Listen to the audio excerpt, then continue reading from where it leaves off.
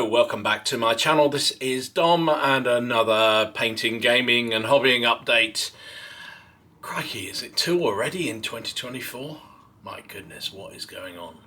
So yeah, it's only been a short while since I did the last update, but done quite a bit more painting and other stuff in the last few days. So I thought I'd take an opportunity to showcase that. Plus, I'm going up to Ludlow again in a few days, so I'll be up there for a while, so it'll be a little while before there's another update, so I thought I'd take an opportunity to do a quick one here. Also, I thought for the first time I would share some channels that I regularly watch on YouTube that other people might not be so familiar with. So I always feel slightly nervous about highlighting channels. Because I know when I was starting out and people named channels, I thought, oh, what about mine? What about mine? And it's sort of like, you can't name every channel. So anyway, I've picked out 5 or so that I like and regularly watch, that many people might already be watching, but if you're not, then it may be of interest. Painting wise, got a fair amount done, so I'll take you down and show you what I've been up to. So first up, I showed off the fact I've sort of embarked in a few colonial Indian Mutiny type figures for Men Who Be Kings, and also I might actually have a go at Sharp Practice as well. I hadn't realised the rules cover that period as well. So these are some Sepoy Mutineer figures. They are Foundry War Games Foundry. I took advantage of their Christmas sale to pick up a few packs, and really pleased with how they've come out. Actually, you can't beat a Foundry figure, I reckon. They're a little small these days compared to the heroic scale, is that what we should say, of modern 28 mils, but the sculpting of them is absolutely superb, particularly the faces. I think they're really well done. So I took a little bit more time on these, and I'm quite pleased with how they've come out. You've got a mixed bag. You've got guys who've got trousers on still, some who've changed into more local sort of, I don't know what you call them, those sort of well, sort of much looser trouser affair, shall we say, with bare lower legs. There's a couple of sort of... the only thing was the packs didn't come... Well, there were no Sepoy standard packs that I could see.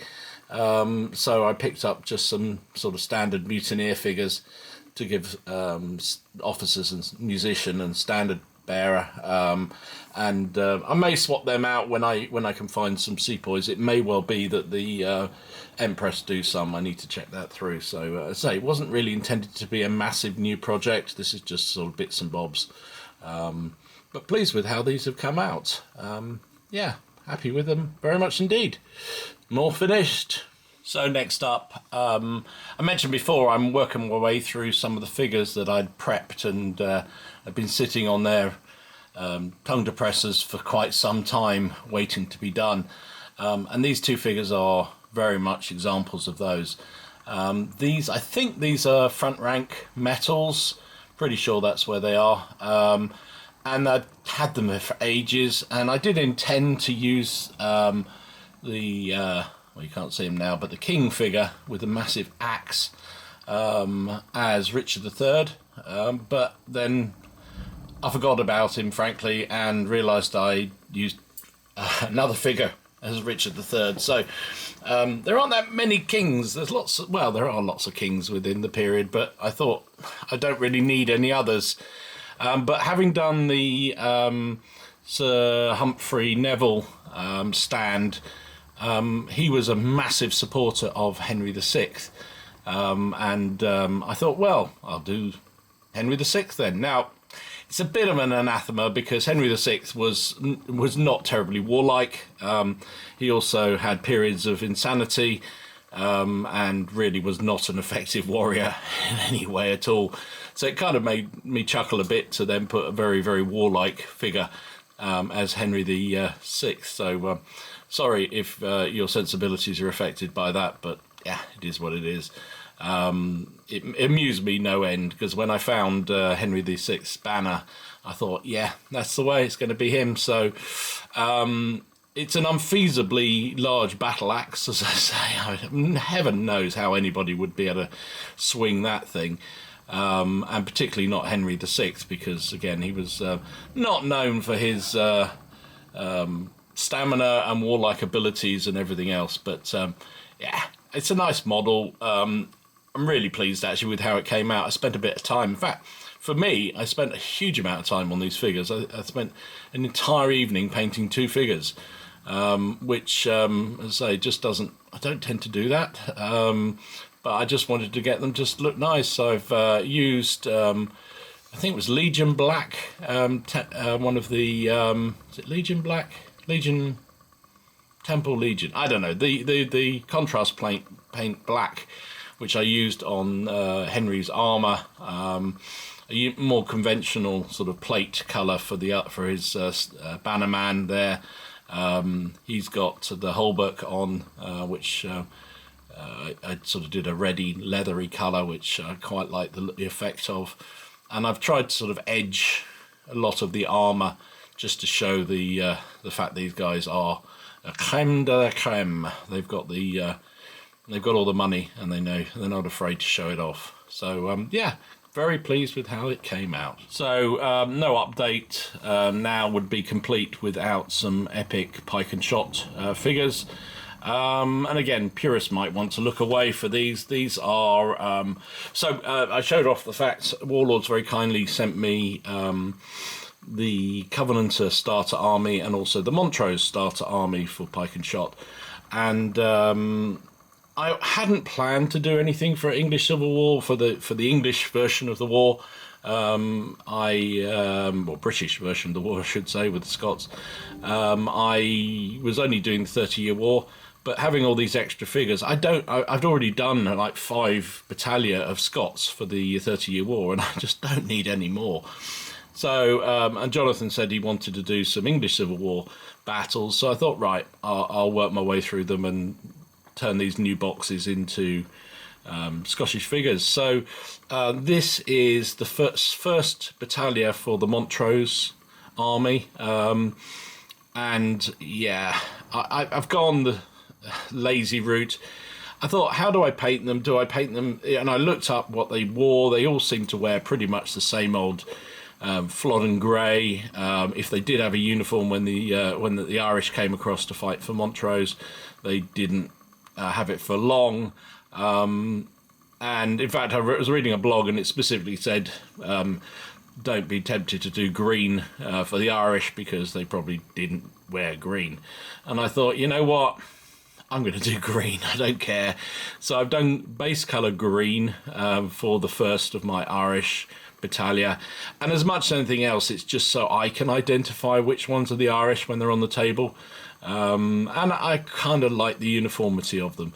They are supposed to be veterans, they're supposed to be tough troops. Yeah, I've done them green. And in exactly the same way as I showed how I painted my other more normal mercenary pike and shot, I did it with these fellas. These started with a spray of green as their base colour, and then just picked out a few details, changed a few jackets and trousers for a different colour and hats for a different colour, and then just washed it, and that's the effect. So nice and easy onto the table. So the first of the Montrose Irish battalion ready to go. I will do the 3 that come. In fact, I'll just paint up the whole box set as it comes, I think, for the Montrose army, and then we'll see where that leaves me in terms of other figures. So there you go, done. And then also I pulled out some of the dismounted dragoons or commanded shot, depending on how you want to play them, from the figures I'd already painted up. So these were on the sprues, basically. So the front guys are just sort of standard. Could be English Civil War, could be 30-Year War.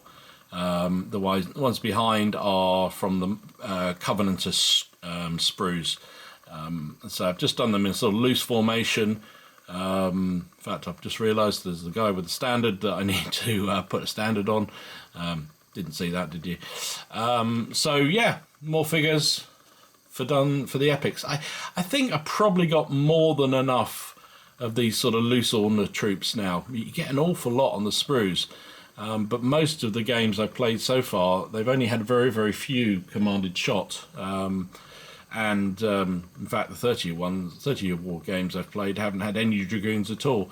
So I've probably got far too many of these now, but they're easy to paint and they're quite effective. And as I said before, I may well be heading into a bit more of English Civil War games, so having the dismounted dragoons and commanded shot is probably more important for that period. So there you go, done. So gaming wise, I finally finished the Bruce's in Ireland medieval game that I was playing. It was supposed to be my Christmas game, but in the end I didn't get as much time as I thought I might do over the Christmas period, and so it's been fought out over the first couple of weeks of January. Great fun game. I will put it up on the channel. Depending on when this goes live, it may be already live. If not, it'll be going very live soon, if you see what I mean. And I'll put the link somewhere here, wherever that is. But that was fun. Also had a game down at the club with Jonathan. He fancied having a go at sharp practice, and we haven't done that for a long time. It showed because we had to scrabble through the rules again, but I do like that system. It's such a good system. We just played a random game, and to be fair, we didn't actually get very far into it because we started a bit late and we faffed around. But I'll put it up maybe on the channel at some point. It's not a complete battle, as I say, because we ran out of time, frankly. But it was fun, really good fun, and I do like Hell Season. I'm sort of thinking I might. Sorry, we do like sharp practice. I am thinking about using some of my Indian Mutiny figures for some sharp practice games. I certainly fancy doing some American Civil War games using sharp practice. So at some point there'll be more of them here. We did have, as I say, we had a good game. It was inconclusive. The scenario was that the British, that was me, had to get a supply wagon across the table and off the other side, and the French had to stop it. I think probably we decided to allow the French deployment point was just too close to where the British have to get off, so it was very easy for them to block it, particularly when Jonathan took a cannon. To be fair, he was copying me. I took a cannon. I just thought it was a bit of a laugh, and he took one too, but his was a little bit more effective than mine. But anyway, we had some fun, and the club was really busy, which was nice to see. So it was also good to chat to some of the guys that were there. So that was that. Purchasing wise, yeah, a few a few shekels have been spent. So first up, I had an order come through from Museum Miniatures. They had a 25% sale fairly recently, so I bought some 15mm English Civil War figures for there. There's some wagons. These are some peasanty types, some with bows there. So I wanted to do another unit of peasants. You can see, I don't know whether you can see those, and they're rather nice actually. I think they'll work well. Farmyard animals, some wagons. What else did I get? Yeah, various of that sort of things. Just more sort of scenic stuff for scenarios and various games that I'm planning to play with the 30-Year Wars, and possibly expanding into English Civil War as well. So that was that. I also, thanks to Paul Mackay, he highlighted the fact that when I wrote an article for War Games Illustrated magazine. Oh look, there it is there, which was about CrackCon and what we do with CrackCon and all the money we've raised through charity for the meetup for the Plastic Crack podcast. So when you write the article as a thank you, you can order one of their Giants in Miniature figures. So I went for Lord Flashman because I thought that'd be fun. So that's that. And also didn't arrive previously before the last update, but just yeah, it has now.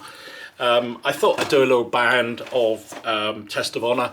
I quite fancy having a go. I've had the rules for ages, and I watch Martin Seventh Son's battle reports, and I think that'd be great fun. And I would like to meet up with him at some point and have a game of it.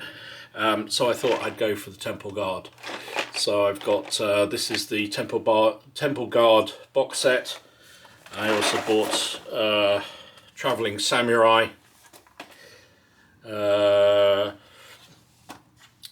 Some Fanatics there. And some Musketmen. So I thought that'd be fun. I did say some time ago that I wasn't going to do, I didn't want to ever do any samurais. I then proceeded to do loads of samurais, so I thought, well, in for a penny, in for a pound, I'll do a few more. So that's it so far on the purchases this this week or month or so. So that's been pretty decent, I suppose. I've got an order in, well, a couple of bids in on eBay for some more Indian Mutiny figures. I'm not planning to do masses of the things, but there are a couple of, I want a few more Sepoys, and I want a couple more British. I need some more command figures, so I need to order some of those. So I'll get a few more of those, and that'll probably be it for the Indian Mutiny project. So that is that. So what else? Yes, as I mentioned, I'm going to just showcase a few channels that I've been watching recently that people might be interested in. If you are, I'll put the links in the description of the channels and go along and check them out. If yours wasn't mentioned, I'm sorry. I may do it again at some point. As I said, I always feel a little bit guilty picking one or two out of the huge number of really good channels there are out there. But these are, I think it's 5 that I watch on a pretty regular basis, so I thought I'd showcase them. So anyway, that's enough from me. Thanks for watching. Stay safe, stay well, hope your dice roll well, and I'll see you again soon. This is Dom, signing out. So I thought I'd take the opportunity to call out a few channels that I follow regularly. I'm always a little nervous about doing this because I know when people used to do shout-outs, and I was hoping somebody would mention my video and my channel when I was starting out, and sometimes they did, sometimes they didn't, but I don't want anybody to feel bad. So these are channels that I kind of follow regularly. I look at the stuff they're doing, and I'm sure many of you already do this. So, but for those who haven't, here's a couple of ideas you might want to take a look at. So first up, this is Steve's channel, Basement 1908. Now he's a madman. There's just no two ways about it. Amazing battles. I mean, some of these things are just, look at the scale of these battles. They're enormous. So Steve is relatively new into wargaming. And I think that's what I love about this, just his sheer enthusiasm. And you can see here, looking through his channels, you've got Sharp Practice Games, ACW. He's got some Napoleonic Sharp Practice here. You've got some Battle Tech. Valor and Fortitude has been running some battles like using the new rules from the Perrys. Lion Rampant. What else have we got here? Bolt Action, Chain of Command. And just amazing games. He's got some Black Powder on here. What else we got in here? He's done Infamy. So loads of amazing battles. And he's got one of the biggest tables you could ever wish for in his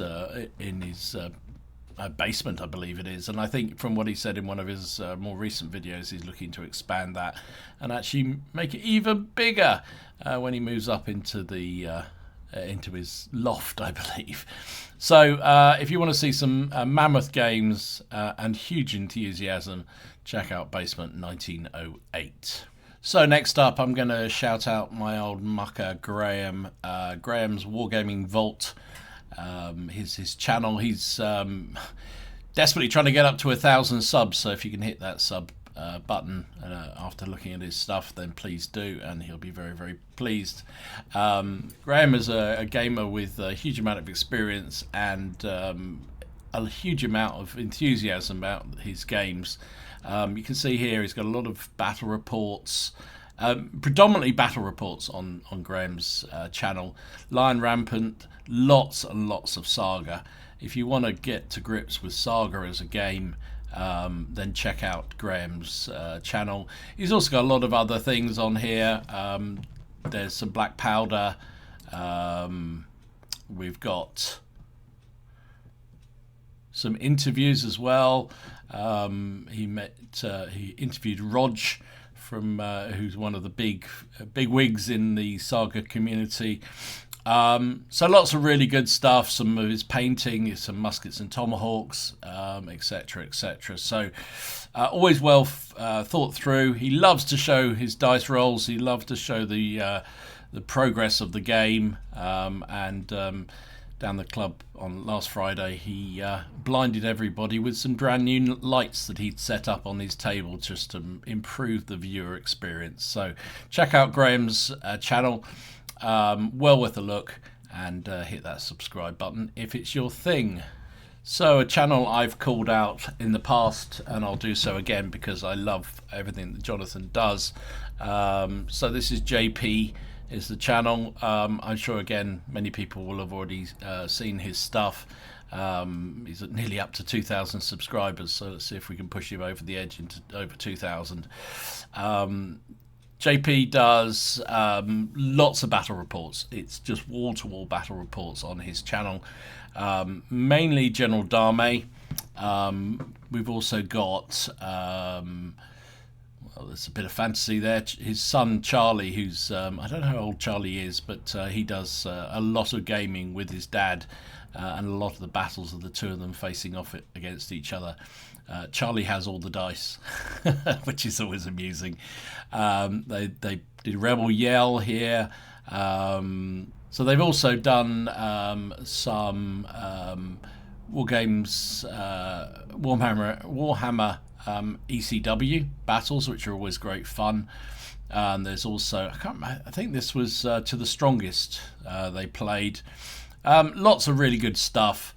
Well worth a look out. Now, Jonathan used to do it all in 28mm, and I used to love seeing these massive battle reports. He's since moved to the US for work, and understandably hasn't taken all his 28mm with him. He's just got his 15mm, so all the more recent games are 15mm, but if you haven't checked out some of the previous battle reports, then you can see all the 28s, and all the 15s that are coming now are just a very, very good and very entertaining battles, so check them out. So another channel you might want to check out for, and really doesn't get the subs that I think he deserves for all the enthusiasm and the hard work he puts into producing these videos. Tim at Broken Dice. Again, very enthusiastic about his hobbying. Shows off everything he's working on, so you get a lot of updates on where he is with his painting projects. He's big into his ancients, about to head into the Italian Wars and the Landsknechts, so if you're interested in that as a period, then check out Tim's stuff. He's predominantly seems to be a solo wargamer, and so there's a lot of battles here that he's played as solos. He's been running his own ancient battles using, I think they're his own rule system from what I remember, but really good fun, and well worth a check out, and yeah, got to be applauded and supported. So check out Broken Dice, Tim, and give him your love as well. Another one of my muckers down from Farnborough Wargaming Club is Alec, who runs his Wargames hobby channel. Alec's stuff is brilliant. He's again been a gamer for many, many years, and in fact he says here, I mean, in the hobby for over 50 years. Doesn't look a day over 50. He again covers a wide variety of game systems. Predominantly nowadays, it's Lion Rampant and the sort of the Osprey books like Pikeman's Lament, and he even dipped into Xenos Rampant fairly recently, so really good indeed. If you're interested in things like muskets and tomahawks, Alec's got a whole series on his channel of playthroughs and rule explanations. and there's some black powder there as well, but also some of his hobbying update. All round lovely chap, and well worth a check out of his channel. So if you haven't already done so, check out War Games Hobby channel. So another one that I've only recently started to watch, but well worth a look at yourselves if you're interested, is Rymouth Studio channel.